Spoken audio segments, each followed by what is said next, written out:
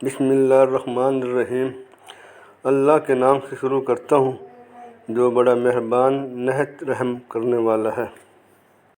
حضرت سعید بن زید بن نفیل رضی اللہ تعالیٰ عنہ فرماتے ہیں، حضور صلی اللہ علیہ وسلم نے حضرت امام حسن رضی اللہ تعالیٰ عنہ کو اپنی گود میں اٹھایا، عرض کی، اے اللہ، میں اس سے محبت کرتا ہوں، تو بھی۔ حبیبہ رضی اللہ تعالیٰ عنہ نبی کریم صلی اللہ علیہ وسلم سے روایت کرتی ہیں کہ آپ نے فرمایا، جس شخص نے ظہر سے پہلے 4 رکعت اور اس کے بعد بھی 4 رکعت پابندی سے باقاعدگی سے ادا کی، وہ جہنم پر حرام کر دیا جائے گا۔ حضرت ابو ہریرہ رضی اللہ تعالیٰ عنہ سے روایت ہے کہ نبی کریم صلی اللہ علیہ وسلم نے فرمایا، اللہ تعالیٰ وضو کے بغیر نماز قبول نہیں کرتا اور نہ خیانت۔